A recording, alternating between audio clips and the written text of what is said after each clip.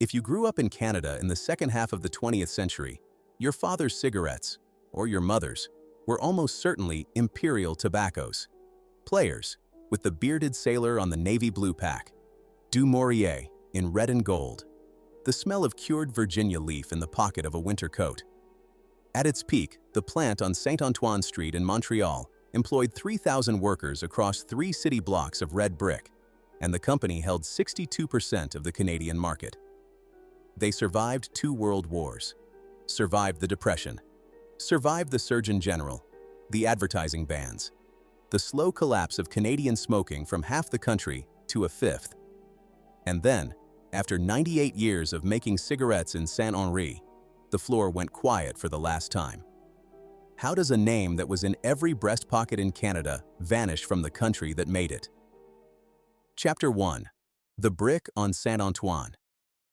The story begins on a street in Montreal that was, in 1906, considered the wrong side of the city for a corporate headquarters. Rue Saint-Antoine West, in the heart of Saint Henri, on the south side of the city, where the land sloped down from the Westmount Escarpment toward the Lachine Canal. The neighborhood was the engine room of Canadian industry. Flour mills along the canal, locomotive shops, sugar refineries, garment factories, all of them feeding off the same water, the same rail lines, and the same deep, patient pool of French-Canadian labor. Saint Henri was where you came if you were a Quebec family looking for wage work in the decades after Confederation. It was a place to find a shift, not a place to build a headquarters. The man who decided to do it anyway was a Montreal-born accountant's son named Mortimer Barnett Davis. Davis was 40 years old when he chose the site at the corner of Saint Antoine and Rose de Lima. He was the son of a Jewish cigar maker who had emigrated from England in the 1850s. He had grown up in the back rooms of small tobacco shops downtown, the kind of family business where a boy learned the trade not from a textbook but from a counter, the names of brands, the price of leaf, the slow accumulation of a respectable mid-sized concern. By the time Mortimer Davis was done with the trade, he would control 80% of the Canadian cigarette market. By the time his successors were done, the company he built would dominate Canadian tobacco for nearly a century. The brands he assembled would become Canadian household names. Players, with its bearded sailor on the pack. Du Maurier, with its red and gold. Sweet Caporal, in the breast pockets of soldiers from the Somme to the Scheldt.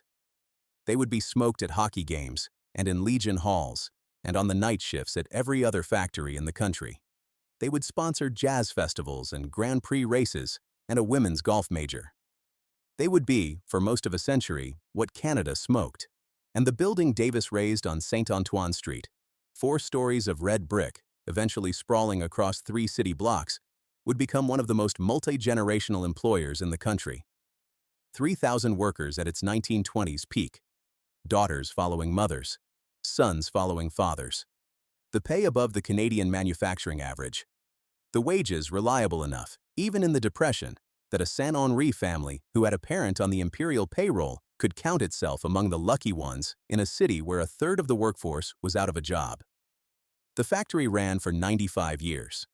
This is the story of how that factory was built, and how, in the early summer of 2003, a British multinational sitting on more than $1 billion in annual Canadian operating profit, holding 62% of the national cigarette market and 71% of its premium segment, called the workforce into the cafeteria on a Wednesday morning and told them, almost without warning, that the building was finished. The man who delivered that news was not a villain. He was an executive making, in the language of the trade press of that decade, a rational allocation decision. The math, as the analyst who followed the company explained at the time, was perfectly defensible. The cigarettes could be made for less in Guelph, and eventually for less still in Mexico. The Saint Antoine plant had been modernized at considerable expense 5 years earlier, and the corporate headquarters across the street had been opened, at a cost of $32 million, only 13 months before the announcement that closed the factory it served. None of that mattered. What mattered was the calculation. And the calculation, in the early summer of 2003, told a British multinational that the loyalty of 3 generations of Saint Henri families was a sunk cost.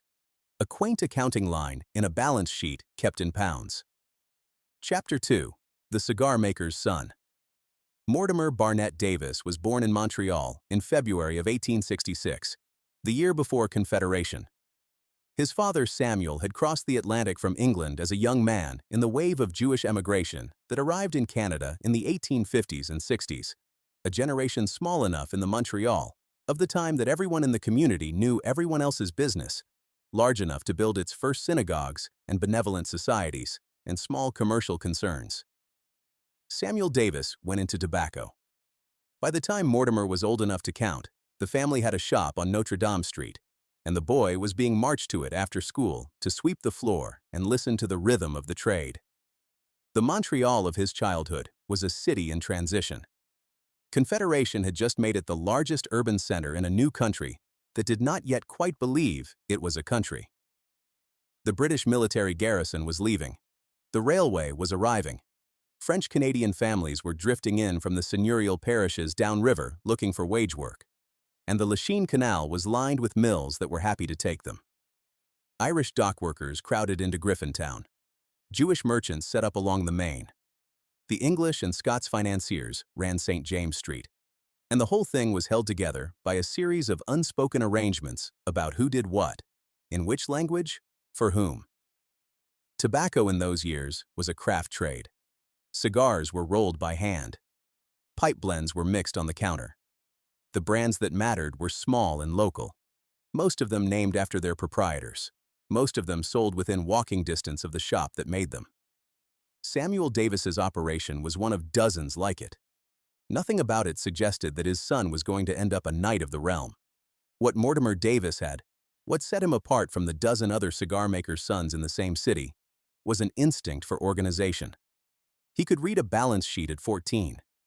He understood, in a way that his father's generation did not, that the future of tobacco was not in the rolling of individual cigars, but in the consolidation of suppliers, the standardization of product, and the mechanized production of cigarettes at a scale that would put hand rollers out of business everywhere. He started buying. By the early 1890s, Davis had taken over the family firm and begun absorbing rivals. He bought small Montreal concerns. He acquired distribution networks. He merged with neighboring cigar makers. The pattern was the pattern of his era, the same consolidating logic that was building the Canadian Pacific and the Bank of Montreal and the Steel Company of Canada was building, on a smaller scale, the future Imperial Tobacco. And then, in 1895, the consolidation accelerated. That was the year the American Tobacco Company arrived in Canada. American Tobacco was the creation of a North Carolina entrepreneur named James Buchanan Duke. Buck Duke to those who liked him, and to those who didn't. Duke had spent the previous decade rolling up the American tobacco trade through a combination of mechanized production, ruthless price cutting, and the kind of organizational discipline that left smaller competitors with no option but to sell out or go broke. By 1895, he had effectively monopolized the United States cigarette market, and he was looking north. The Canadian trade, with its small family-run firms and its tariff wall, looked to him like an easy expansion. He bought a Montreal firm called D. Ritchie & Company, makers of the popular Old Chum and Darby brands, and he set up the American Tobacco Company of Canada, and he hired Mortimer Davis to run it. The decision made sense on both sides. Davis, by then in his late 20s, had a reputation in the Montreal trade as competent, hard-working, and unsentimental about the businesses he absorbed. Duke needed a Canadian operator who understood the local market and the local politics. Davis became managing director of the American Tobacco Company of Canada, and he began to do, on Duke's behalf and with Duke's capital, what he had been doing on his own at a smaller scale. He bought Empire Tobacco of Granby, purchased in 1898. B. Houd of Quebec City, a venerable firm dating to 1841, added shortly after. The American Cigarette Company. A dozen other small concerns. By the turn of the century, the American Tobacco Company of Canada, under Davis's day-to-day management, had absorbed most of its meaningful Canadian competition. There remained one obstacle, and his name was Sir William Christopher MacDonald. MacDonald was the great rival, Prince Edward Island-born, Scottish Presbyterian, frugal to the point of legend. He ate plain food, wore plain clothes, and donated millions to McGill University while living above his factory like a clerk.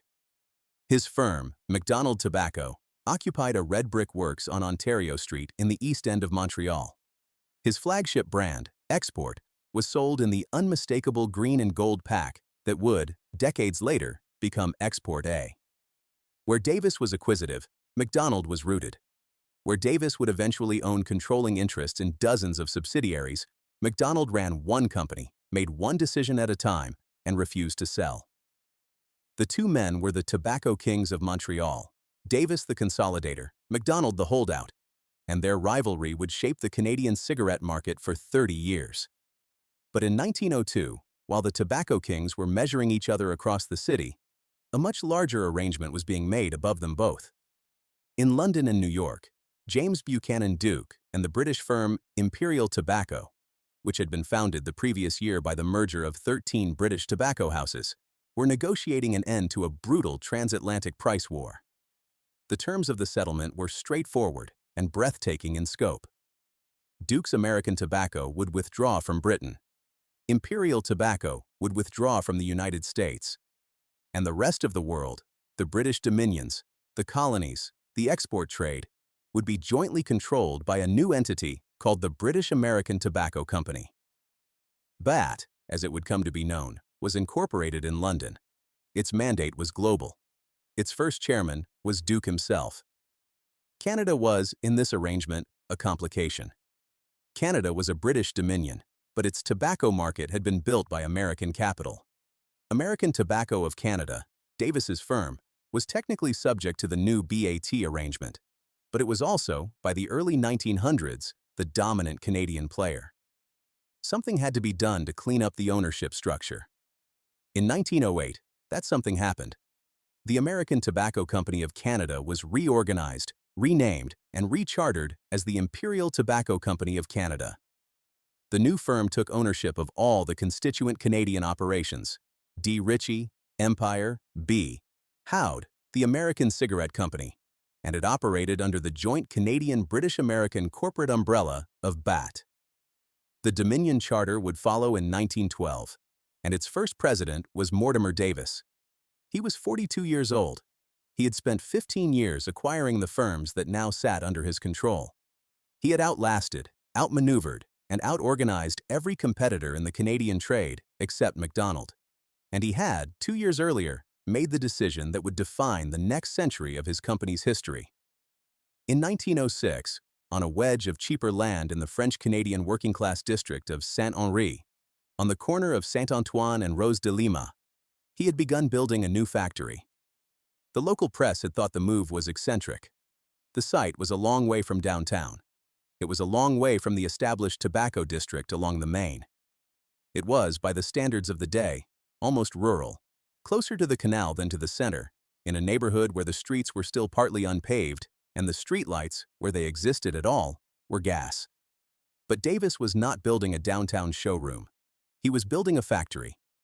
And what he saw in Saint-Henri was what the canal mills and the locomotive shops and the sugar refineries had seen before him: cheap land, available rail, and a labor pool of French-Canadian families that was practically inexhaustible. Within 2 years of the building's completion, the Canadian Pacific would lay down a special spur, a switchback descending 80 feet from the main line above the escarpment, just to serve the Imperial Tobacco loading docks. The factory had been chosen by a railway. It would, for the next 95 years, be served by one. The complex opened in 1906 or 1907. The records are not quite consistent on which. The company's own history says 1907. The Quebec Heritage Authorities say 1906. What both agree on is that by the time the new corporate entity took its modern name in 1908, the brick walls on Saint-Antoine were already standing. The machinery was already running, and the first generation of Saint-Henri families was already clocking in. Chapter 3. The Empire on the Escarpment. Inside that brick complex, in the years between its opening and the First World War, the Imperial Tobacco Company of Canada turned itself into something that had not previously existed in this country. It became a vertically integrated, mechanized, mass-market consumer goods empire. And it did so by combining three things that, in the early 1900s, no Canadian competitor had managed to put together in one place. The first was machinery. By 1908, the cigarette rolling machines that Buck Duke had perfected in the American tobacco operations down south were the most sophisticated production technology in the consumer goods trade. A single machine could roll, paste, cut, and pack thousands of cigarettes an hour. Work that, 20 years earlier, would have required a room full of hand rollers paid by the piece. Davis brought those machines to Saint Antoine. He paid the import duties without complaint. He installed them on a production floor designed specifically to feed them. And almost overnight, the cigarette became, in Canada, what it had become a decade earlier in the United States: a manufactured product available in identical form at every counter in every town. The second was leaf. Canadian tobacco was, in those early years, a marginal crop.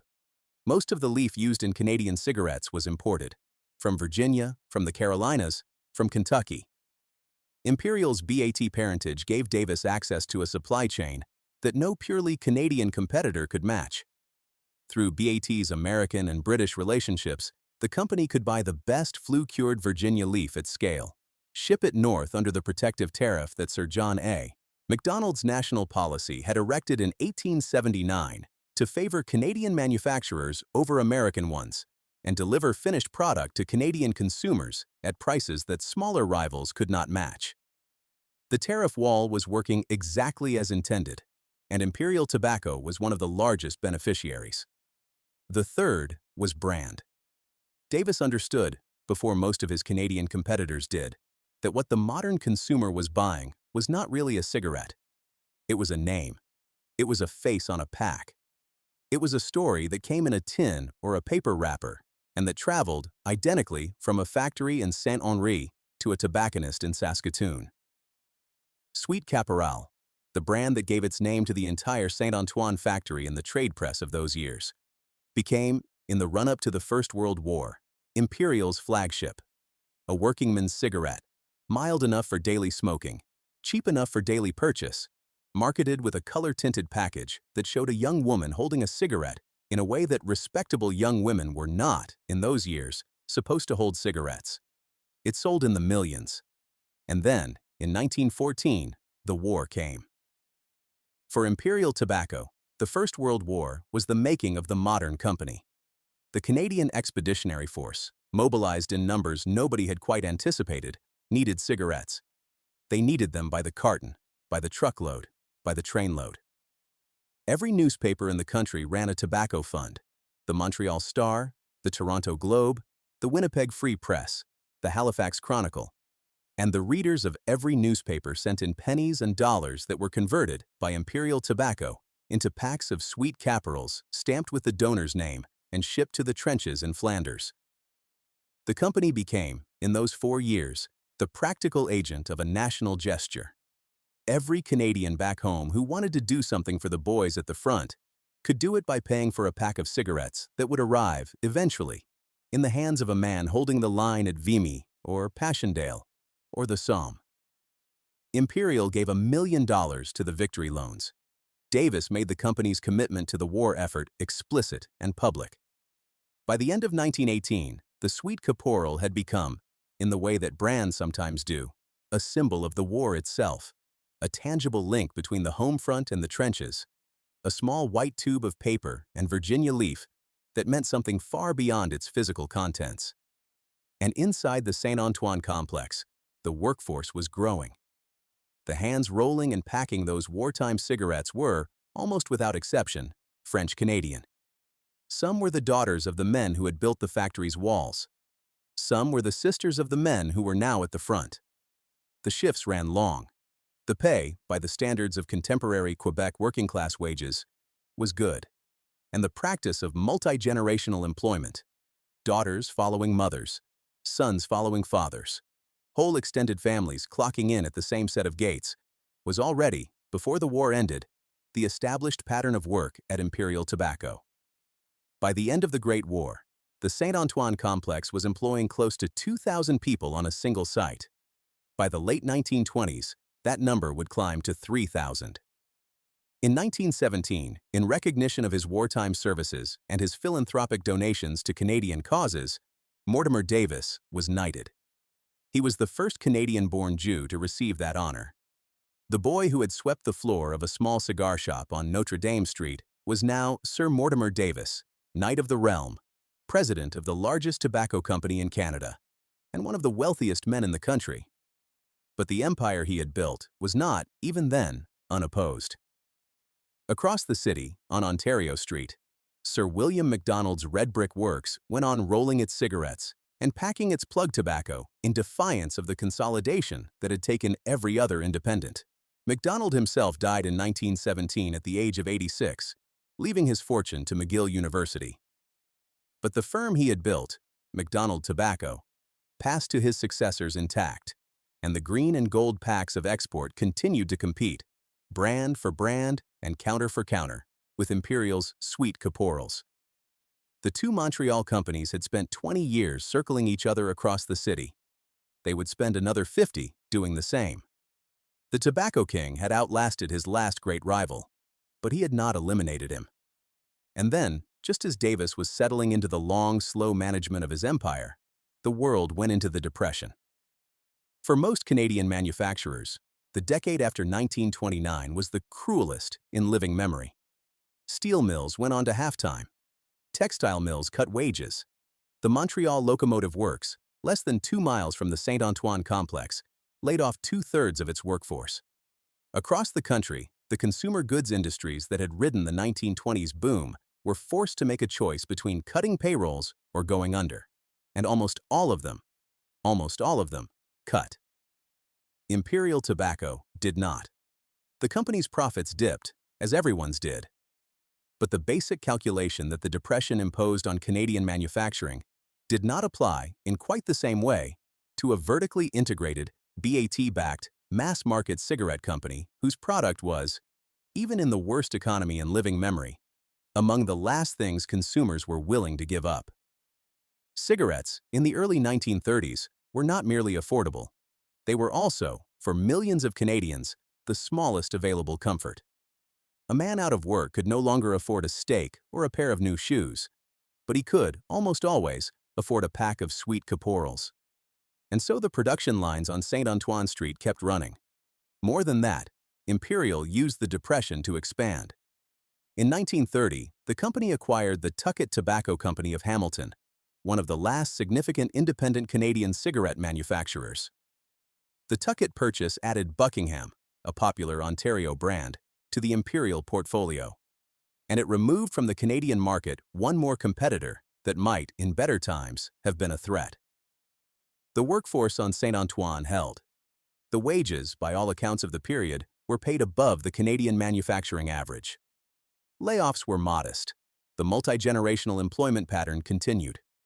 In a city where, by 1933, nearly a third of all workers were unemployed, the families of Saint Henri, who had a parent or a sibling on the Imperial payroll, counted themselves among the lucky ones.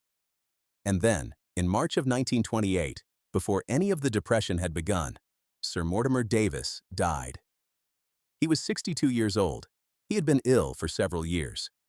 He left a fortune of nearly $10 million, an astonishing sum in the Canadian currency of the late 1920s. And he left it in such a way that, after various bequests, the largest single beneficiary was a hospital that would be built in his name. The Sir Mortimer B. Davis Jewish General Hospital opened in 1934 in the Côte des Neiges district, and it stands there still, treating patients from every community in the city, more than 90 years after the man it commemorates was buried.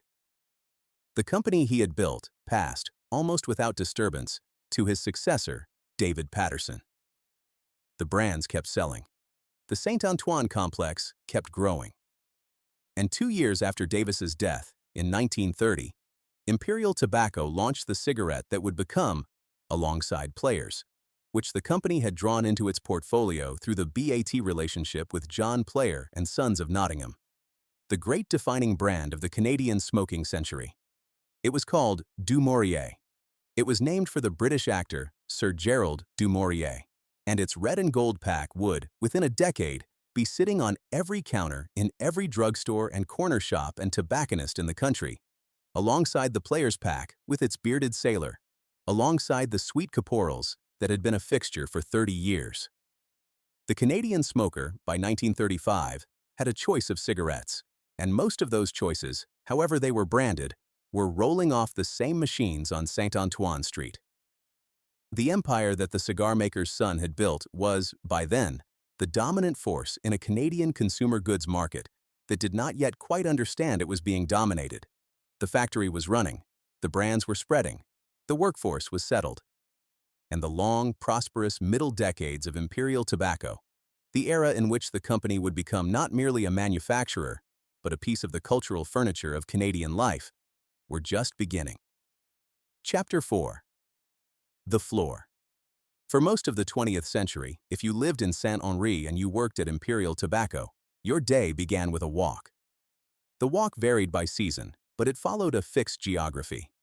From the small brick row houses on Rue Saint-Jacques, or Rue Notre-Dame, from the second-floor flats above the shops on Notre-Dame West, from the streets that ran down toward the Lachine Canal, you set out in the dark at 6:30 in the morning, in a coat heavy enough for the Montreal winter, in boots that knew the cracks in the sidewalk by feel, with a metal lunch pail in one hand, and the breath of the previous shift's overnight workers visible as you passed them coming the other way.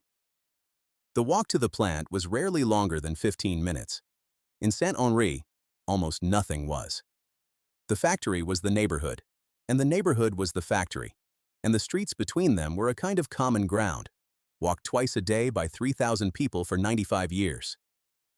You smelled the building before you saw it. The smell was unlike any other smell in Canadian industry. It was not the sulfur of a Sydney steel mill, nor the acid bite of a pulp mill in Témiscamingue, nor the hot oil of a Hamilton machine shop. It was something warmer, older, almost agricultural, the smell of cured Virginia leaf, which is to say, the smell of tobacco the way it exists before it is rolled and lit. The smell of the plant itself, a slow honey and hay aroma that escaped through the ventilators of the primary processing rooms and drifted across the Lachine Canal on the still days and across the escarpment toward Westmount on the rest. The chemists who studied it identified the compounds: megastigmatrianone, beta-damascenone, the caramelized sugars released by flu curing. But the people of Saint-Henri did not need the chemistry. They knew the smell the way a fisherman in Lunenburg knows the smell of cod drying in the wind. It was the smell of the neighborhood. It was the smell of the work. It was, for the people who grew up in it, the smell of home. Inside the gates, the building opened into a sequence of rooms. The first room was the primary processing floor, the place where the leaf arrived, in great burlap-wrapped bales, from the Imperial Leaf Tobacco subsidiary that operated out of Tillsonburg in southwestern Ontario. The bales were broken open.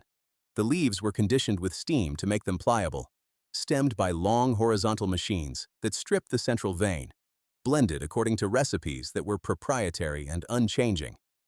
The precise mixture of Virginia leaf, burley, oriental tobaccos, casings, and humectants that gave a player's its particular taste, and a du Maurier its particular smoothness, and a sweet caporal its particular bite. The blending floor was the soul of the building. It was warmer than the rest of the plant. The light was lower. The smell was thicker. The workers there were the most senior, men and women who had spent 20 or 30 years learning by hand and nose what the recipe sheets could not quite specify. From blending, the conditioned leaf moved by conveyor to the making rooms. The making rooms were where the cigarette became a cigarette. The machines were the famous Molines, Mark 8s, and Mark 9s, British-built, BAT-approved, capable in their later upgraded forms of producing thousands of cigarettes a minute. Long rolls of paper unspooled from one end. Conditioned tobacco flowed in from the conveyors above. The two streams met at a forming nozzle that wrapped the tobacco in paper, glued the seam, cut the rod into cigarette lengths, and delivered the finished product into a hopper for inspection. The operators stood at their stations and watched. The roar of the machines was constant. The fluorescent light overhead was unsparing. And the operators, almost all of them women in the long middle decades of the company's history, kept watch on the rod count, the seam quality, the moisture content, the thousand small variables that distinguished a saleable cigarette from a defective one. From making, the cigarettes moved to packing. Packing was its own world. The Henri and Sasib lines folded the foil, wrapped the cellophane, stamped the federal excise duty mark, and assembled the cartons. Quality inspectors pulled cigarettes at random and tore them apart. Floor supervisors walked the lines with clipboards. The cartons went into shipping cases. The shipping cases went onto pallets. The pallets went onto trucks. By the late 1990s, the upgraded plant was producing 15 billion cigarettes a year, enough that, if you laid them end to end, they would have circled the earth roughly 15 times. By the time you walked out at the end of your shift, the sun had usually been up for hours. In winter, it had gone down again. The smell of the building stayed in your coat and in your hair and on the back of your hands for the rest of the day. You walked home the way you had walked in. You hung the coat on a hook. The smell joined the smell of supper and the smell of the wood floors and the smell of your father's pipe in the next room, and it became, by long association, indistinguishable from the smell of your own house. You did this for 10 years, or 20, or 30, or 40, and on the morning of June 18, 2003, you would be told, with no warning and no consultation, that the building you had walked into all those mornings was finished. Chapter 5. The Neighborhood. The neighborhood that built Imperial Tobacco and that Imperial Tobacco built, for the relationship ran in both directions, and any honest account has to admit it, was one of the most particular working-class districts in 20th century Canada. Saint-Henri sat in the southwest of Montreal, on the flatland between the Lachine Canal and the steep rise of the Westmount Escarpment. The canal, opened in 1825 and widened repeatedly through the 19th century, had been the cradle of Canadian industry, the place where the first generation of mechanized mills had clustered around hydraulic power, tapped from the water flowing down toward the port. By the early 20th century, the canal corridor was lined with factories: Redpath Sugar, Coleman Lamps, Belding Corticelli Silk, Stelco's Rod and Wire Works, Northern Electric, Dominion Glass, Imperial Tobacco at the western end of the corridor, near the old village of Saint-Henri that had been annexed into Montreal in 1905. The men and women who worked in these factories lived in the surrounding streets, narrow, densely built, partly francophone and partly Irish, lined with the kind of 2- and 3-story brick row houses that defined working-class Montreal for most of a century. Above them, on the escarpment, sat Westmount. The geography was the politics. Westmount was where the English-speaking commercial and professional classes lived, the executives of the canal corridor factories, the lawyers and doctors and stockbrokers, the families whose fortunes had been made on St. James Street. The streets up there were wider and tree-lined. The houses were bigger and made of cut stone. The schools were better. The English was the language of every public exchange, and the residents of Westmount could, from their front porches, look down through their gardens at the factories whose chimneys rose from Saint-Henri below them, and see, on a clear day, the very buildings whose owners they were. The most famous chronicler of this geography was a young Manitoba-born journalist named Gabriel Roy, who in 1945 published a novel called Bonheur d'occasion, translated into English the following year as The Tin Flute. Roy had spent the early 1940s walking the streets of Saint-Henri, watching the families come and go, observing the rhythms of the canal corridor at the end of the Depression and the beginning of the Second World War. The novel she wrote out of those walks won the Governor General's Award, sold 500,000 copies, and became, for generations of Canadians who had never set foot in Montreal, the definitive portrait of urban French-Canadian working-class life. The novel's central street, Rue Baudouin, was a real street in Saint-Henri, 2 blocks south of the Imperial Tobacco complex. The neighborhood now has a small public square named Place Bonheur d'Occasion in Roy's honor, 3 minutes' walk from the gates where the factory's morning shift used to arrive. The workforce inside those gates was, throughout most of the 20th century, overwhelmingly francophone. Some were the daughters and sons of the families Roy had described, multi-generational Saint-Henri residents, whose grandparents had walked the same streets to the same factory. Some were newcomers from the small farms of the eastern townships, or the Beauce, or the Gaspé, drawn to Montreal by the same wage-work logic that had pulled their parents and grandparents into the city before them. Some, by the 1960s and 1970s, were the children of post-war immigrants, Italian families from the streets around Marché Atwater, Portuguese families from the corridor along the Main, the small but established Jewish working-class community, whose grandparents had come to Montreal in the same wave that had brought Samuel Davis half a century earlier. The shop floor was overwhelmingly francophone in language, but it was not monocultural. The lunchroom was a place where 4 languages might be in use at 4 different tables, and the union meetings were conducted in French with the understanding that the older Italian men in the back would catch what they needed to catch and ask their neighbors for the rest. The union was Local 234 of what was then called, in the long full English title, the Bakery, Confectionery, Tobacco Workers, and Grain Millers International Union, known on the shop floor as the Syndicat International de la Boulangerie, Confiserie, Tabac et Meunerie, affiliated with the Fédération des Travailleurs et Travailleuses du Québec. The Quebec affiliate, the FTQ, was the largest union federation in the province and one of the most politically engaged in the country. Local 234 had been chartered in 1942, after a hard organizing drive and a strike to win the first contract. By the late 20th century, the local at Imperial Tobacco was one of the older industrial union locals in Montreal, and its leadership was deeply embedded in the social and political networks of working-class Quebec. The president of the local through the late 1990s and into the early 2000s was a woman named Micheline Lebrec. She had started at Imperial Tobacco as a young clerk in the late 1960s. She had spent 35 years in the building by the time the closure came. She had risen through the union, first as a steward, then as a member of the executive, finally as president, and her authority on the shop floor came not from any formal title, but from the simple fact that she had been there longer than almost anybody and had watched the people around her grow up, marry, retire, and die. Her office at the Union Hall was decorated with photographs of past delegations, past contract signings, past Labor Day parades. She knew the families. She knew, in many cases, 3 generations of the families. When the announcement came in June of 2003, it would be Lebrec who would stand in front of the cameras and tell the journalists what the closure meant to her, and what she said, in the calm, careful French of a woman who had spent a lifetime in industrial negotiations, would carry weight precisely because she did not raise her voice. What the wages bought for 3 generations of Saint Henri families was a modest but reliable kind of working-class life.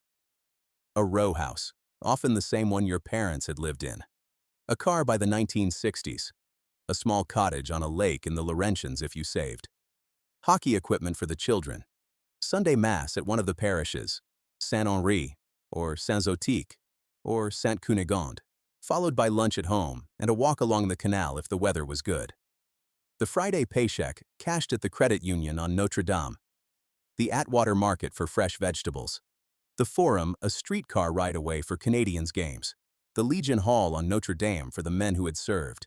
The Union Hall for the meetings that mattered. It was not an extravagant life, but it was a life that you could plan, and it was a life that you could pass to your children. And for most of the 20th century and most of working-class Canada, that was the deal that industrial employment was supposed to offer. For most of the 20th century, at the Imperial Tobacco plant on St. Antoine Street, that deal held. Chapter 6. The Hero on the Pack. Outside the gates of Saint Henri, the cigarettes made on St. Antoine Street were doing something that no other consumer product made in Canada had ever quite managed to do. They were becoming the cultural furniture of a country. By the middle of the 20th century, Imperial Tobacco's brand portfolio had achieved a degree of saturation that, in retrospect, is difficult to credit. Players, with the bearded sailor's head and a life ring on the navy blue pack, a brand that had originated in Nottingham at the firm of John Player and Sons in the 1880s and had passed into the BAT family through the 1901 British merger that created Imperial Tobacco of Great Britain, was the dominant Canadian premium cigarette. Du Maurier, in its red and gold pack with the cursive script that mimicked the signature of the British actor whose name it bore, was its closest stablemate. Sweet Caporal, the workhorse, was the cheaper everyday smoke. Together with smaller brands, Buckingham, John Player Special, Matinee, Cameo, and the half-dozen others that filled out the portfolio, the three flagships covered every price point in every demographic of the Canadian smoking market. And the Canadian smoking market, through the 1950s and 1960s, was almost everybody. The Canadian Tobacco Use Monitoring Survey, looking back from the early 2000s, would later estimate that in 1965, the peak year of Canadian cigarette consumption, roughly half the adult population of the country smoked. Half. A figure that would be unthinkable a generation later, but a figure that, at the time, was simply the ordinary reality of being Canadian. The smokers smoked at the office, at the kitchen table, on the train, at the hockey game, in the maternity ward of the hospital where they had just had a child. Half the floor of the Saint-Antoine plant smoked while they worked. The pack on the kitchen counter, and the pack in the breast pocket, and the pack in the glove compartment of the car were as much a part of Canadian life as the loaf of bread and the bottle of milk. And the great majority of those packs, by the middle of the century, were Imperials. The second war that came to Canada, the war that began in 1939, and that the country threw itself into with much more thoroughness than it had thrown itself into the first, confirmed Imperial Tobacco's place in the national life in a way that nothing before or since quite matched. The Canadian Expeditionary Force of the Second World War, deployed first in Britain and then through Italy and Northwest Europe, smoked Imperial cigarettes by the hundreds of millions. Player's Navy Cut, the original Nottingham brand, now produced under license at Saint-Antoine, was the soldier's cigarette of choice, and the packs that came home in the breast pockets of returning veterans in 1945 and 1946 carried with them a set of associations that no amount of advertising could have purchased. Courage, sacrifice, comradeship, the unspoken solidarities of men who had been somewhere together and come back. The bearded sailor on the pack became, for a generation of Canadian men, the face of their own youth. The company kept consolidating. In 1942, it absorbed L.O. Grote, a Quebec firm specializing in fine-cut tobaccos. In 1949, it picked up Imperial Tobacco of Newfoundland, which became part of the Canadian company when Newfoundland itself became part of Canada that same year. By the 1960s, Imperial Tobacco Canada controlled close to half of the Canadian cigarette market, and the trend line was up. In the 1970s, the trend line accelerated. In the 1980s, the company crossed the 50% threshold. By 2002, the last full year of the Saint-Antoine plant, Imperial would hold 62% of the entire Canadian cigarette market and 71% of the premium category. And the money it made on those cigarettes was used, beginning in the 1970s, to buy almost everything else. The reorganization came in 1970, under the presidency of a corporate lawyer named Paul Perret. The Canadian operating company, Imperial Tobacco, was placed inside a new holding entity called Imasco Limited, and Imasco set about diversifying out of tobacco in a way that no other tobacco company in the world had quite attempted. In 1978, Imasco bought Shoppers Drug Mart, then a 35-year-old Toronto-based pharmacy chain founded by Murray Koffler. The deal that put Shoppers and its Quebec counterpart Pharmaprix into the same corporate family as the cigarettes being made on Saint-Antoine. In 1986, in a takeover of the conglomerate Genstar Corporation, Imasco acquired Canada Trust, one of the largest trust companies in the country. It picked up United Cigar Stores. It owned Hardee's Restaurants. It owned, briefly, a software company and a real estate developer. And all of these operations were profitable, but none of them, generated cash at the rate of the original tobacco business. The brand sponsorships that this money funded were a kind of soft saturation of Canadian cultural life. The Du Maurier Arts Council, established in 1971, would, between 1981 and 2003, distribute more than $60 million to 675 arts organizations across the country. The Du Maurier Jazz Festivals, Montreal in particular, but also Toronto and Vancouver, and a dozen smaller cities, were anchored for 2 decades by Imperial Tobacco money. The Du Maurier Theatre Centre at Toronto's harbour front was a Du Maurier project from beginning to end. The Du Maurier Classic, an LPGA major from 1979 to 2000, brought the world's best women golfers to courses across Canada under an Imperial Tobacco banner. Players Racing, the cars in the red, white, and blue livery, the cigarette name on the side of an Indy car, sponsored Canadian motorsport from 1961 and funded a Quebec driver named Jacques Villeneuve to a kart championship in 1995 and a Formula One championship for Williams in 1997. For most of the late 20th century, you could not attend a Canadian jazz festival, a Canadian theatre production, a Canadian women's golf tournament, or a Canadian motor race without finding the name of an Imperial Tobacco brand attached to it. The cigarettes paid for the culture. The culture sold the cigarettes.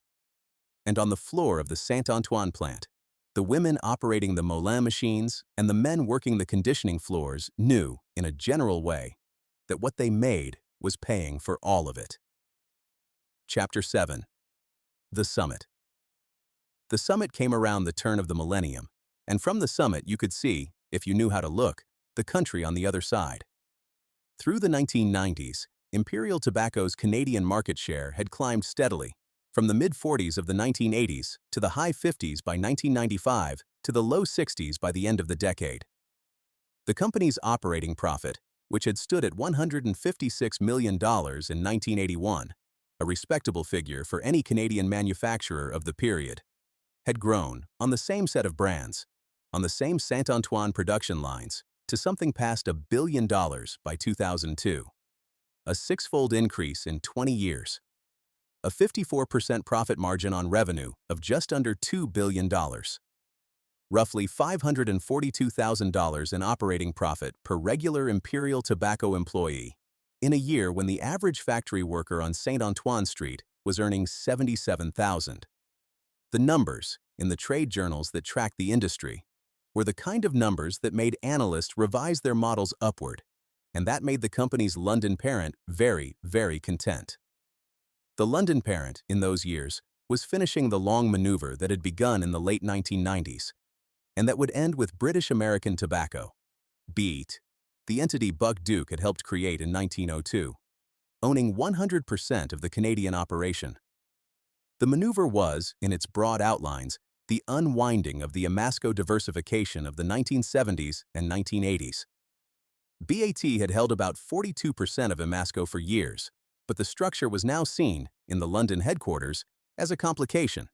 A Canadian holding company whose non-tobacco assets had grown to dwarf its tobacco core, but whose tobacco core was the only piece BAT actually wanted. The solution, executed in 1999 and 2000, was to sell off everything that was not tobacco. Canada Trust went to the Toronto Dominion Bank for $7.8 billion, with the deal closing on the 1st of February in 2000. Shoppers Drug Mart was sold to a consortium led by the American private equity firm Kohlberg Kravis Roberts for $2.5 billion. The smaller assets were spun off or liquidated, and when the dust had settled, BAT exercised its right to buy out the remaining public shareholders of Amasco at $41.60 per share, and the only piece of the old Canadian conglomerate that remained was Imperial Tobacco Canada itself, now wholly owned, for the first time since the company's incorporation in 1908, by its British parent. For the workforce on St. Antoine Street, none of this was visible. The plant kept running, the brands kept selling, the wages kept arriving on Friday afternoons. The annual upgrades to the production equipment continued. In 1999, the company invested $60 million in modernizing the Saint-Henri facility, a major capital program that installed new making and packing equipment, boosted output capacity by 20%, and brought each operator's hourly production to 40,000 cigarettes an hour. The company's vice president of operations, Yvonne Lessard, told the trade press at the time of the upgrade that the investment was proof of Imperial Tobacco's engagement à long terme, its long-term commitment, to manufacturing in Quebec. The phrase was reported in the Montreal newspapers. It was repeated by the union. It was understood, by everybody who heard it, as a kind of promise. In May of 2002, the company opened a new corporate headquarters across the street from the production plant. $32 million. 16,000 square meters. A modern office building designed to consolidate the management functions that had previously been scattered between the plant and various downtown offices. The ribbon cutting was attended by city officials and trade press. The chief executive of Imperial Tobacco Canada at the time was a tall, articulate, candid executive named Bob Bexon, a Canadian who had risen through the company over a 30-year career and who would, in the months that followed, be the public face of the decisions that mattered. Bexon told an audience of marketers, in a speech that year, that the company's operating income had grown from $156 million in 1981 to slightly north of $1 billion in 2002. He was, by the testimony of those who worked with him, an honest and likable man. He was not a Buck Duke or a Mortimer Davis. He was a careful manager of a mature business in a mature industry. The new head office opened in May. The factory hummed at full capacity through the spring and into the summer of 2002. The autumn brought the usual quarterly numbers, all of them excellent. The Christmas bonuses were paid. The new year arrived. The first quarter of 2003 closed strongly. The federal election was settled. The Chrétien Liberals comfortably re-elected, and the Quebec provincial election, held on the 14th of April, returned Jean Charest's Liberals to power, ending 9 years of Parti Québécois government. The political weather, by mid-June of 2003, was as settled as it had been in years. In London, however, the calculations were being run. The Canadian cigarette market, for all of Imperial's dominance within it, was no longer growing. It was, in fact, shrinking, and shrinking faster than the trade press had quite registered. The smoking rate that had stood at 50% in 1965 was now down to 23%. The volume of cigarettes shipped by Imperial Tobacco in Canada, which had peaked at 34 billion in 1996, was down to 28 billion in 2002, a fall of nearly a fifth in 6 years, and the trend line was steepening. The advertising restrictions that had been ratcheting tighter since the 1988 Tobacco Products Control Act were about to ratchet tighter still. The Tobacco Act of 1997, after years of constitutional litigation, had set its full ban on tobacco sponsorship of arts and sports to take effect in October of 2003, 4 months away. And that ban would end, with a single date on a calendar, the Du Maurier Arts Council, and the Du Maurier Classic, and the Players Racing program that had carried the company's brands into Canadian cultural life for 30 years. The Guelph plant, opened in 1959 and modernized repeatedly since, had capacity enough to make every cigarette Imperial Tobacco needed to sell in Canada. And so, in the spring of 2003, in offices in Montreal and in London, a question was being asked that the workforce on St. Antoine Street had no way of hearing. The question was simple and unsentimental, and, in the language of the trade analysts who would later approve of the decision, perfectly rational.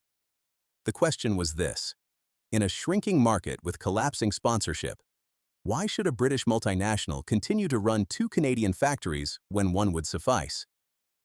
The Guelph plant could do the work. The Saint-Henri plant was older. The Saint-Henri workforce was unionized, francophone, and, by the unsentimental logic of a London balance sheet, more expensive to operate than the smaller, more flexible Ontario facility. The calculation was being run all that spring in offices on both sides of the Atlantic. And on the floor of the Saint Antoine complex, the women at the Moulin machines and the men on the conditioning lines kept producing cigarettes at 40,000 an hour, and the new head office across the street kept the lights on past dark, and the smell of cured Virginia leaf kept drifting over Saint Henri, the way it had drifted over Saint Henri for 95 years. Nobody on the floor knew. The summit was still the summit. But somewhere on the other side of the Atlantic, in a city Mortimer Davis had visited only as a young man, someone had finished the calculation. Chapter 8. The wall comes down. The wall that had protected Imperial Tobacco for most of a century was not a tariff wall. It was a cultural one. For 90 years after the company's incorporation in 1908, the cigarettes made on St. Antoine Street had moved through Canadian society with the consent of nearly everybody. Doctors smoked at the bedside. Pilots smoked in the cockpit. Mothers smoked in the maternity ward. The federal government collected an excise duty on every pack and used the revenue to build roads and pay pensions. The cultural sponsorships funded jazz festivals and golf tournaments. The cigarettes were, in a way that is genuinely difficult to convey to anyone born after 1990, an accepted and unremarkable part of Canadian life. That consent began to come apart in the early 1960s. The decisive moment was American. The 1964 report of the Surgeon General of the United States, which established, in language that no industry public relations campaign could quite refute, that smoking caused lung cancer. The Canadian medical establishment absorbed the finding. The press picked it up. The Federal Department of National Health and Welfare began its own studies.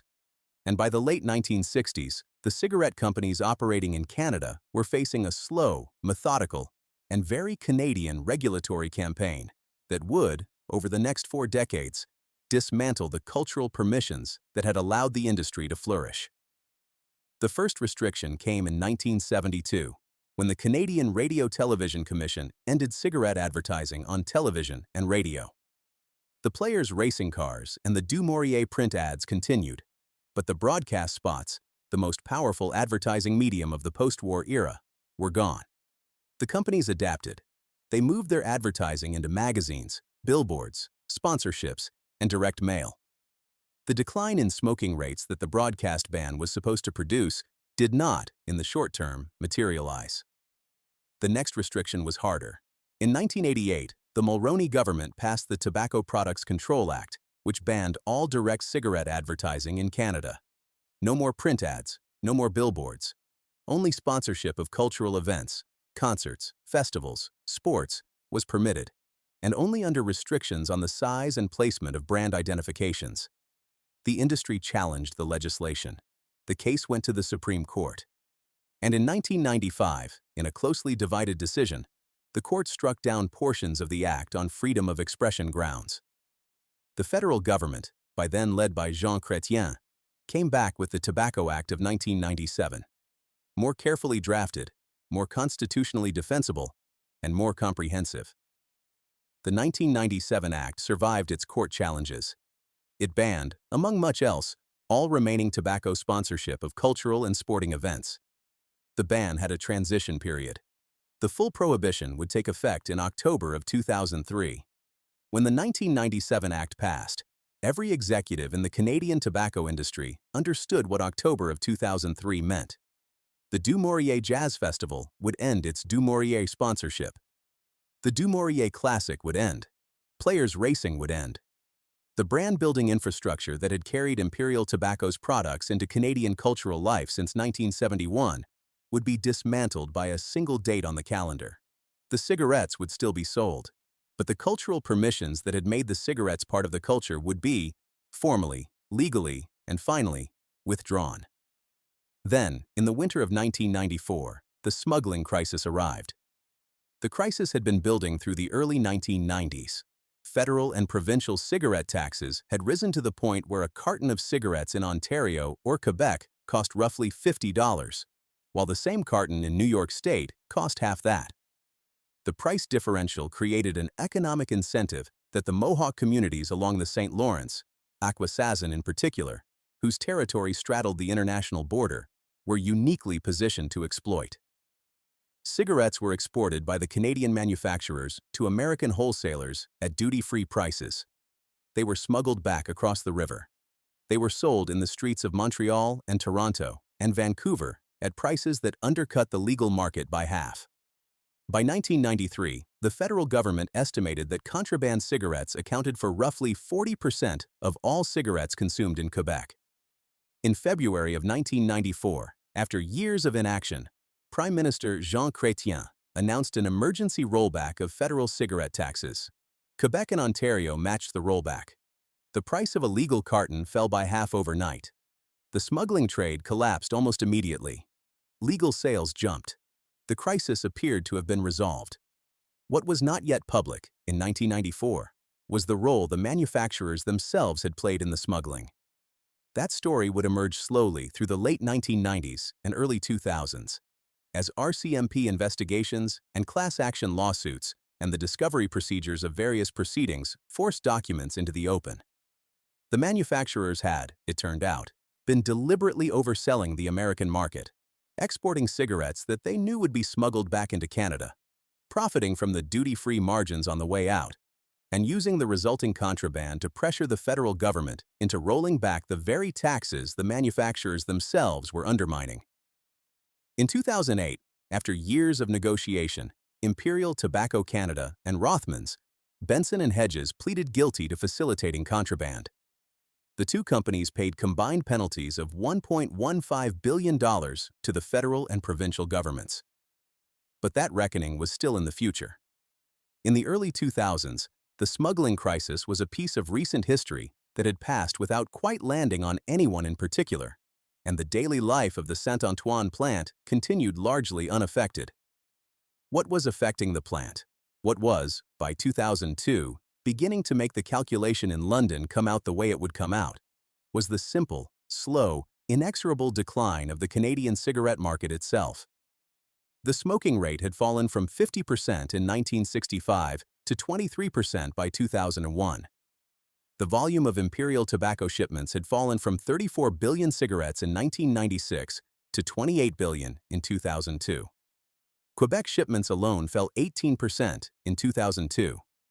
The advertising bans had stripped away the legal tools for replacing lost smokers with new ones. The sponsorship ban that would take effect in October of 2003 would remove the last remaining instruments of brand building. The graphic health warnings, enlarged to cover 50% of the pack surface in 2000, were doing what they had been designed to do. And in London, the executives of British American Tobacco, chaired in those years by a Yorkshire-born marketer named Martin Broughton, were running the analysis on a Canadian operation that was still extraordinarily profitable, but whose long-term volume trajectory was, by any honest reading, terminal. The conclusion was not difficult to reach. Two factories were no longer needed. The Guelph plant, opened in 1959, had been steadily upgraded through the 1980s and 1990s, and could, with modest additional investment, absorb all of Imperial Tobacco's Canadian production. The Saint-Henri plant, older, larger, more expensive, could be closed. The financial calculations were assembled. The communications strategy was drafted. The legal review was completed. And in the early summer of 2003, the decision was finalized, in offices in Montreal and London, that the building Mortimer Davis had raised on St. Antoine Street in 1906 would be closed. The workforce on the floor would learn about it on Wednesday, June 18, 2003. Chapter 9. The Cafeteria. The meeting was called for the morning. Through the previous week, the rumors had built. The way rumors always build in a unionized industrial plant when something is being prepared in the executive suites. Schedules had been quietly cleared. Outside consultants had appeared in the new head office across the street. A communications firm had been seen in the boardroom. Micheline Labrec, the union local president, had heard from her contacts inside the plant that something was coming, but she had been unable to find out what. On the morning of Wednesday the 18th, the workforce was assembled in the cafeteria of the Saint Antoine complex. The cafeteria was on the ground floor, a long room with linoleum tiles and fluorescent light, where for 95 years the workers of Imperial Tobacco had eaten their lunches and drunk their coffee and read their newspapers and complained about their supervisors. The room held several hundred people when it was full. On the morning of the 18th, it was full. The executive who delivered the news was Bob Bexon. Bexon was, as he had been for several years, the president and chief executive of Imperial Tobacco Canada. He was a Canadian. He had spent his entire career in the company. He knew, by name and by face, many of the people in the cafeteria that morning, and they knew him. He stood at the front of the room. The lights came up. The communication staff arranged themselves at the edges, and Bexon, in a measured voice that the people who were there would later describe as visibly strained, told the workforce that the Saint-Henri plant was closing. The closure would proceed in stages, he said. Production at Saint Antoine would wind down through the autumn and into the winter. The full cessation of operations was targeted for March 31st of 2004, 9 months away. The Guelph plant in Ontario would absorb the Montreal production, A separate cigarette plant in Aylmer, Quebec, which Imperial also operated, would continue. The new corporate head office across the street, the $32 million facility that had opened 13 months earlier, would also close. The total number of jobs being eliminated was 840. Of those, roughly 580 were in Montreal, about 500 at the manufacturing plant itself, and another 80 at the head office. Most of the remainder were at the Aylmer plant, which would also see significant reductions. The cuts at the Saint-Henri plant included roughly 430 unionized positions, 240 seasonal workers, and 170 non-unionized staff. The average wage of the workers losing their jobs was approximately $77,000 a year. Roughly 40% of them were aged 52 or older. The questions came after the announcement. They were the questions that questions always are in moments like this. Why? How could this be happening? The plant had just been modernized. The head office had just opened. The company had just posted record profits. Imperial had told them, Yvon Lessard had told the trade press only 4 years earlier, that the investment in the plant was proof of long-term commitment. The company's answer, repeated then and through the days that followed, was that the Canadian cigarette market was shrinking, that the company had overcapacity, that the rationalization was necessary to maintain margins over the long term. The Guelph plant could do the work for less. The decision was not driven by losses. The decision was driven by the structural reality of the industry. The spokeswoman who would, in the weeks ahead, repeat this language to the Canadian press was a senior corporate communications executive named Christina Donat. She told the Canadian press, in a quote that would be printed in newspapers across the country, "Cette restructuration est indispensable au maintien de nos profits à long terme." This restructuring is essential to maintaining our profits over the long term. The word profits landed in the cafeteria with the weight that words land with when they are the last word a person needs to hear. The previous year, the year just ending, the company had posted an operating profit of more than $1 billion on revenue of roughly $2 billion at a profit margin of 54%. Imperial Tobacco had earned, in 2002, approximately $542,000 of operating profit for every regular employee on its payroll. The plant being closed was the most profitable factory of the most profitable consumer goods company in one of the most profitable national markets of one of the most profitable multinational corporations in the world. That was the rationalization. That was what the workers were being told. Chapter 10. The Math in London. Outside the cafeteria, by the early afternoon of the 18th, the news was on the wires. The Canadian press carried the announcement. La Presse and the Montreal Gazette prepared their next-day editions.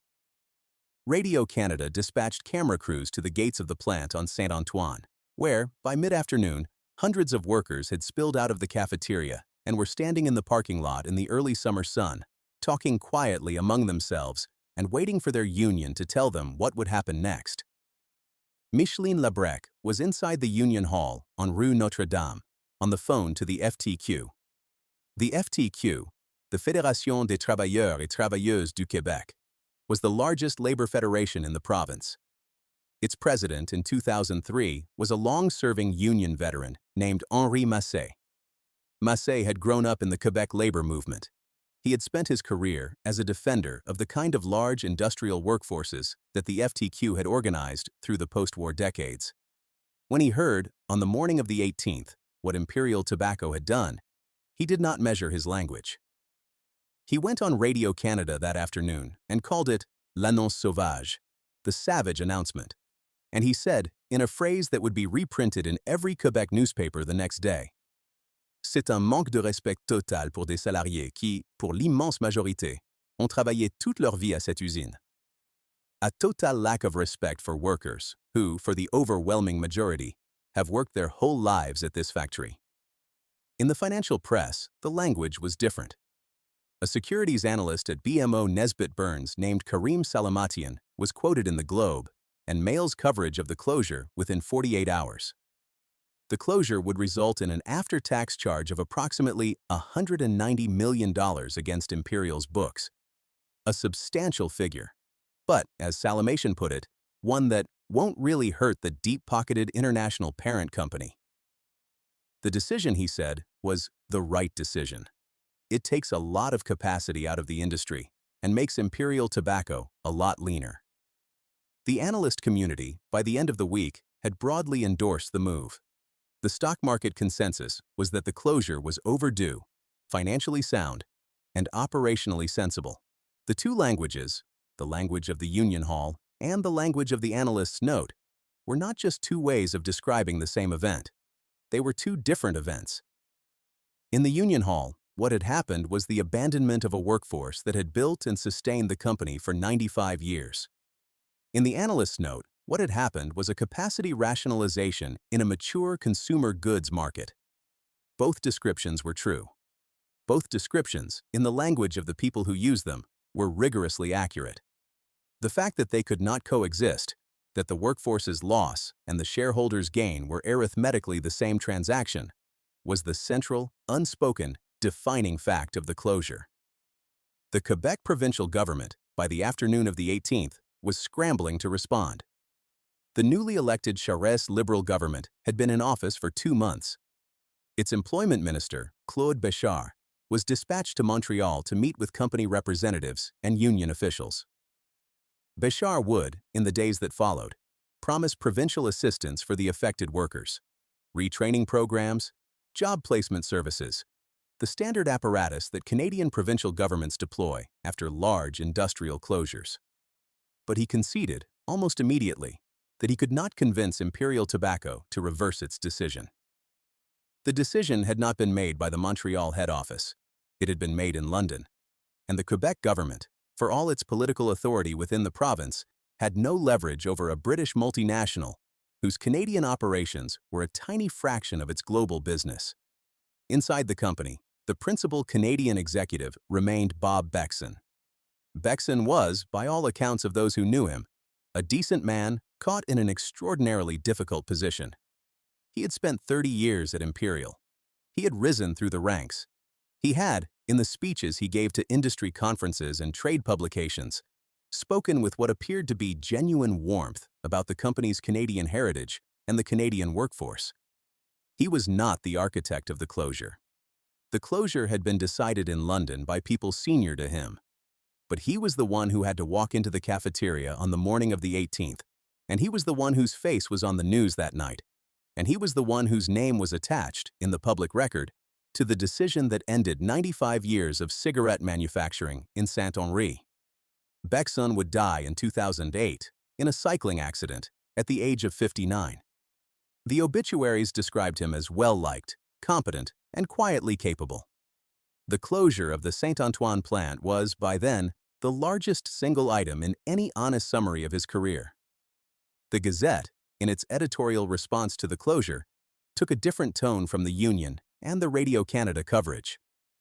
The newspaper, traditionally addressed to Anglophone Montreal and to the broader Canadian business establishment, ran an editorial titled "Time to Butt Out," a play on the idiom, which welcomed the closure as a positive development for Canadian public health. Fewer cigarettes made, the editorial argued, meant fewer cigarettes smoked, which meant fewer Canadians dying of lung cancer. The argument was not factually wrong. It was simply in the context of a francophone working-class neighborhood that had just lost its largest employer, an argument made from a place that was not Saint-Henri. The split was the old split, the escarpment, looking down, the neighborhood, looking up. The two solitudes of industrial Montreal, doing what they had done for a century. Chapter 11. The Long Walk Out. What followed, in the weeks and months after the announcement, was the long, slow, formal procedure by which a large unionized industrial workforce dismantles itself. The union, Local 234 of the SITB-CTM-FTQ, held its meetings. The membership was angry. The early discussions explored options. Could the workforce buy the plant? Could a Quebec investor be found? Could a boycott of players and du Maurier products be organized in Quebec to pressure the company into reversing its decision? Could the federal or provincial governments be mobilized to intervene? The answers were, in every case, no. The plant was not viable as a standalone business. There was no Canadian buyer for a tobacco factory, whose only purpose was to manufacture brands that belonged to British American Tobacco. A boycott of Players and du Maurier would not move a London parent that earned the great majority of its revenue outside Canada. The federal and provincial governments had no leverage over a foreign multinational operating within Canadian law. What remained, by mid-July, was the negotiation of the terms of departure. The negotiation was led, on the union side, by Micheline Lebrec and the executive of Local 234, supported by the FTQ. It was led, on the company side, by Imperial Tobacco's human resources executives and their legal counsel. The agreement that emerged, signed on the 28th of July 2003, was, by the standards of large industrial closures in Canada, relatively generous. It included enhanced severance based on years of service. It included extended health benefits. It included a redeployment protocol that offered transfers to the Guelph plant for those who were willing to move. It included early retirement provisions for workers aged 55 or older. It included retraining support, funded partly by the company and partly by the province through Quebec. The redeployment protocol, in practice, did not produce many takers. Guelph was 9 hours away.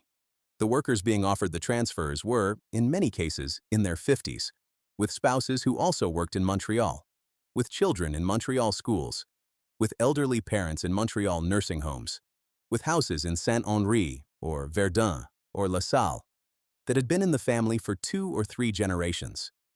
To take the transfer was to dismantle a life. A small number, perhaps a few dozen, accepted. The great majority did not. The early retirement provisions were taken up more widely. Roughly 40% of the workforce was aged 52 or older, and for many of those workers, the severance plus early retirement package made retirement financially possible. They left in the autumn of 2003 and the winter of 2004, in waves coordinated with the gradual wind-down of production. For the younger workers, those in their 30s and 40s, with mortgages and children, and decades of working life still ahead, the options were harder. The Quebec labor market in 2003 was not the labor market that the Saint-Henri families had grown up in. The industrial jobs were gone. The Montreal manufacturing base that had absorbed the children of Saint-Henri for 100 years was, by the early 2000s, a shadow of what it had been.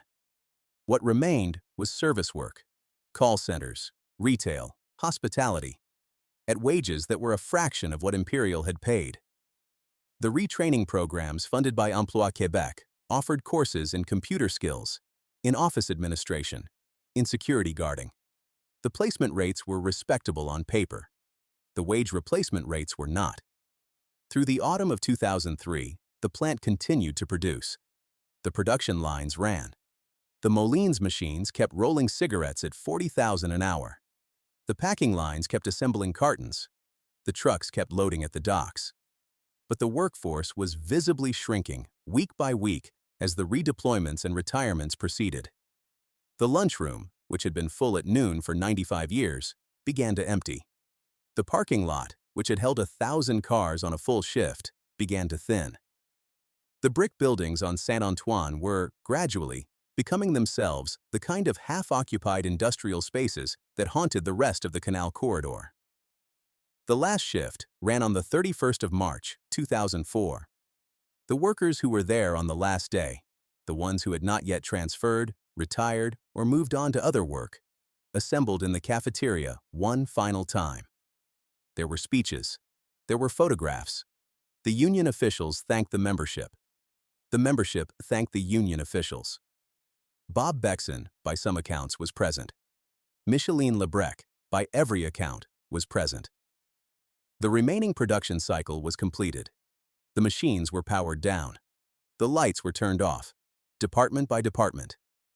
The last truck pulled out of the loading dock. The keys were handed over. The brick buildings on Saint-Antoine Street, which had run continuously since 1906, through 2 world wars, the Great Depression, the Quiet Revolution, the constitutional crises, the smuggling years, the advertising bans, the long, slow decline of Canadian smoking, fell silent. It was a Wednesday, the same day of the week the announcement had been made 9 months earlier. The smell of cured Virginia leaf began, slowly, to fade from the neighborhood. It would linger in the bricks and in the ventilators and in the memory of those who had worked in the building for years. But the ventilators were not running anymore. The conditioning floors were empty. The leaf was not arriving from Tilsonburg in burlap bales. And by the autumn of 2004, the smell that had defined Saint-Henri for 98 years was, for the first time in living memory, gone. Chapter 12. What filled the void? The buildings did not stay empty for long. In 2005, a Montreal development firm called Prével, backed by financing from the Fonds de Solidarité FTQ, the investment arm of the very labor federation that had denounced the closure 2 years earlier, purchased the Saint-Antoine complex with the intention of converting it into residential lofts. The architectural firm Cardinal Hardy was retained. The plans were drawn. The 8th-century-old brick buildings, scattered across 3 city blocks, would be stripped of their 1970s metal cladding to re-expose the original red brick and concrete. The interiors would be gutted, the structural frames would be preserved, and the spaces that had held the Moulins machines and the conditioning floors and the lunchroom would be subdivided into condominium units with exposed brick walls and high ceilings and the kind of rough-hewn industrial aesthetic that, by the mid-2000s, was selling at a premium in every former industrial neighborhood in North America. The project was called the Imperial Lofts. The conversion proceeded in 8 phases over the better part of a decade. Roughly 500 to 600 condominium units were created. The development won a Heritage Enhancement Award. The marketing brochures emphasized the building's history. The bearded sailor of Players was not mentioned. The $77,000 wages were not mentioned. The 580 workers who had lost their jobs in 2003 were not mentioned. What was mentioned was the brick, the bones of the structure, the exposed beams, the industrial heritage. The phrase that the marketing materials used repeatedly was authentic, an adjective that, in the context of a former cigarette factory, was doing a great deal of work. The condos sold. They sold to young professionals, to first-time buyers, to investors looking for rental income, to retirees downsizing from the suburbs. They sold to the kind of buyers who, in the early 2010s, were beginning to rediscover the streets of Saint-Henri as a fashionable urban address. The cafes that opened along Rue Notre Dame were not the cafes that the Imperial Tobacco workers had drunk their morning coffee in. The shops along Rue Saint-Jacques were not the shops where the Saint-Henri families had bought their groceries. The Atwater Market, which had served the neighborhood for 90 years, was still there. But the demographics of who shopped there had shifted, and the prices in the stalls reflected the shift. The neighborhood became, by the late 2010s, one of Montreal's most discussed examples of urban gentrification. Real estate prices rose. Longtime residents, the descendants of the Saint-Henri families who had walked to the Imperial Tobacco gates for 3 generations, were priced out, one rental at a time. The streets where Gabriel Roy had walked in the 1940s were, by 2020, lined with boutiques selling artisanal soap and small-batch coffee and architectural firms specializing in industrial conversions. Place Bonheur d'Occasion, the small public square named for Roy's novel, sat among the new cafes with its small bronze plaque and its small commemorative bench, doing what such squares do, keeping a name alive in a neighborhood that the name no longer described. The brands made on Saint-Antoine continued to exist. Production of Players and Du Maurier and Sweet Caporal and the rest of the Imperial Tobacco Canada portfolio shifted in 2003 and 2004 to the Guelph plant in Ontario. Guelph itself would not be the long-term home.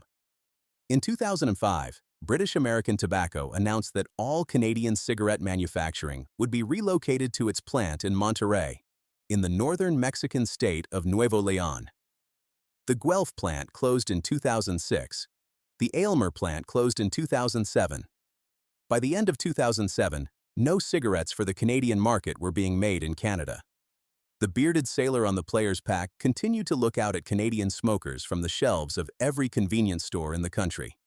But the cigarettes inside the pack were now being manufactured in a different country, by a different workforce, in a different language, for a British multinational whose Canadian operations had become, in the language of the trade, a sales and distribution office.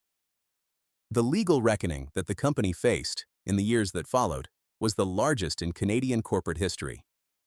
In 2015, after one of the longest trials in Quebec legal history, Superior Court Justice Brian Reardon ruled in favor of 2 class action lawsuits brought against the 3 Canadian tobacco majors on behalf of Quebec smokers.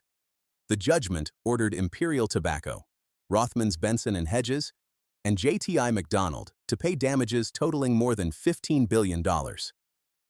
Imperial's share was approximately $10.5 billion. The companies appealed. The Quebec Court of Appeal upheld the judgment in 2019. The 3 companies, facing crippling liability, entered protection under the Companies Creditors Arrangement Act, Canada's principal corporate restructuring statute, in March of 2019.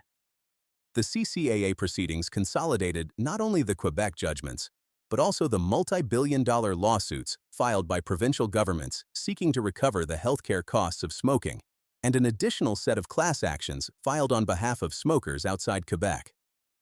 The total claims, by the time the CCAA negotiations were complete, exceeded $1 trillion in aggregate. The settlement, sanctioned by Ontario Superior Court Chief Justice Jeffrey Morawetz on the 6th of March, 2025, almost 22 years after the cafeteria meeting on St. Antoine Street, totaled $32.5 billion. The settlement provided more than $24 billion to the provinces over approximately 20 years, more than $4 billion to the Quebec class plaintiffs, $2.5 billion to other Canadian smokers, and more than $1 billion to a tobacco disease foundation. Morawetz, in his sanction order, called the settlement a momentous achievement in Canadian restructuring history. Implementation began in August of 2025. Chapter 13. What remains? There is a particular kind of silence in a Canadian neighborhood that used to have a factory in it. It is not the silence of the rural Maritimes, where a closed mill in a small coastal town leaves a quiet that is partly the absence of work and partly the natural quiet of a place that was never really loud to begin with. It is not the silence of a closed northern Ontario pulp town, where the river goes on running and the trees go on growing, and the human noise that was added by industry has simply been subtracted again. The silence of a closed urban factory is different. The neighborhood is still loud. The buses run. The cafes are full. The children walk to school. The streets carry traffic. The noise of the city continues, in its ordinary urban rhythms, all around the place where the factory used to be. What is missing is one specific kind of sound: the steady hum of the building, the rhythm of the shifts arriving and leaving, the trucks at the loading docks, the whistle at noon, the conversations in 3 languages at the cafeteria doors. The neighborhood does not notice the missing sound, by and large. The new residents of the Imperial Lofts have no reason to notice it. They live in a quiet residential building with exposed brick walls and good light. They take the metro to work in Griffintown or downtown or the Plateau.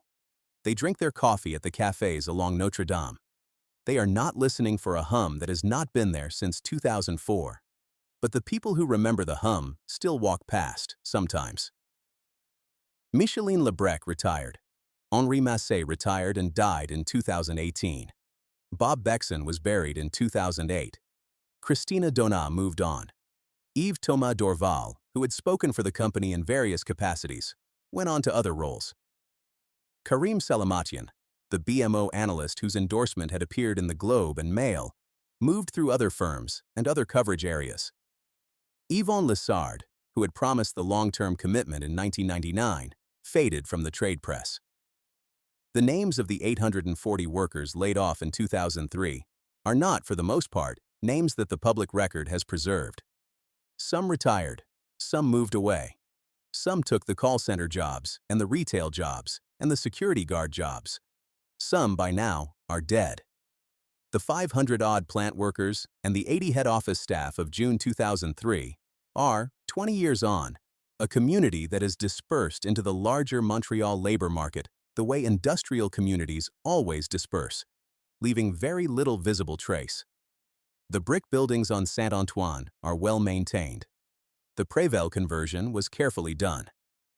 A visitor walking past the Imperial lofts on a summer afternoon will see a handsome example of late Victorian and early 20th century Montreal industrial architecture, repurposed into residential use, sitting on a quiet street 2 blocks north of the Lachine Canal, in a neighborhood that is, by every metric, more prosperous than it was 20 years ago.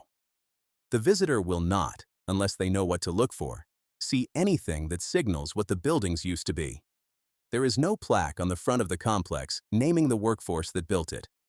There is no memorial to Mortimer Davis.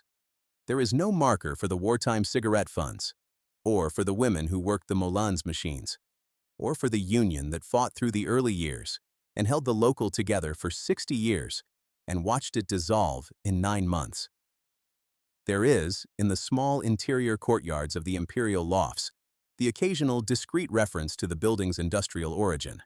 A preserved brick wall, an exposed steel beam, a phrase in the marketing materials about heritage. There is not much more. The brands the buildings made still sell, in shrinking volumes, on the shelves of every convenience store in Canada. The Player's Pack still carries the bearded sailor with his life ring. The Du Maurier pack still carries the cursive script of Sir Gerald du Maurier's signature. The cigarettes inside the packs are now made in Mexico, by a workforce that has no particular relationship to the British or Canadian or Montreal history of the brands. For a British multinational whose Canadian operations are now a small department of a larger global enterprise.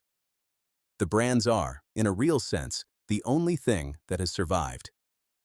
Stand on Saint-Antoine Street on a summer evening at the corner of Rose de Lima, where the original 1906 building still rises in red brick 4 stories above the sidewalk.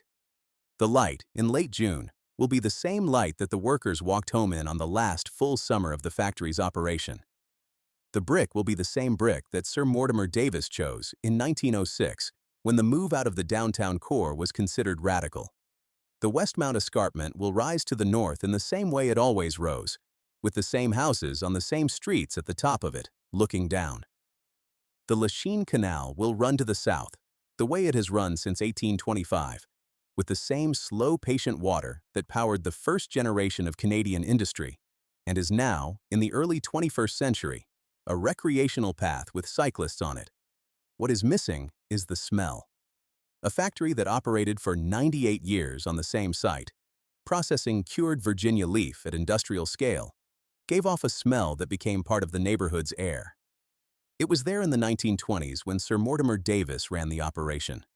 It was there in the 1940s when Gabrielle Roy walked the streets that became Bonheur d'Occasion. It was there in the 1960s when the Quiet Revolution was rewriting Quebec, and in the 1980s when the advertising bans began, and in the 1990s when the smuggling crisis came, and in the early summer of 2003 when the workforce assembled in the cafeteria for the meeting that ended it. It is not there anymore. The brick is still there. The buildings are still there. The neighborhood is still there. The brands are still there, made in Montreal, on the shelves of every convenience store in Canada. The corporate parent is still there, in London, larger and more profitable than it was 20 years ago. The CCAA settlement is being implemented, slowly, through the courts. The provinces are receiving their payments. The class plaintiffs are receiving theirs. The arithmetic of the long reckoning is being completed, line by line. But the smell of the building is gone. And in a quiet neighborhood in the southwest of Montreal, where the brick still stands in the same shape it took in 1906, and the streets still meet in the same intersections they met in then, the people who remember what the smell meant, the workers, the families, the children of the workforce, the few who are still living, and the more who are not, walk past on summer evenings, and remember, and do not say much. The factory was here. It is not here anymore.